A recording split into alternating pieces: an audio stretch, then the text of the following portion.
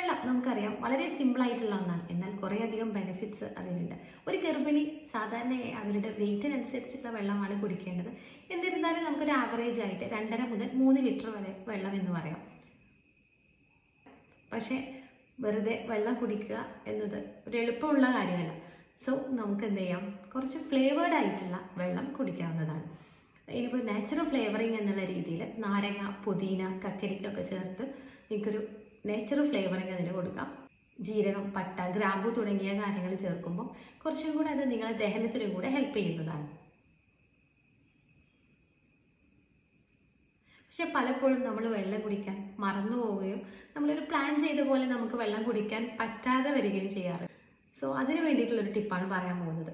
1 litre ബോട്ടിൽ എടുത്തിട്ട് നിങ്ങൾക്ക് വെള്ളം നിറച്ച് ഒരു 11 മണിയാകുമ്പോഴേക്ക് നിങ്ങൾക്ക് കംപ്ലീറ്റ് ചെയ്യാം. അത് കഴിഞ്ഞ് 11 മണി മുതൽ 5 മണി വരെ രണ്ടാമത്തെ കുപ്പി കംപ്ലീറ്റ് ചെയ്യാം. 5 മണി മുതൽ രാത്രി ഉറങ്ങാൻ പോകുന്നതിന് മുന്നേ വരെ അടുത്ത 3-ാമത്തെ ലിറ്റർ ബോട്ടിലും കംപ്ലീറ്റ് ചെയ്യാം. അപ്പോൾ നിങ്ങൾ പ്ലാൻ ചെയ്ത പോലെ തന്നെ നിങ്ങളുടെ ശരീരത്തിന് ആവശ്യമുള്ള വെള്ളം ലഭിക്കും.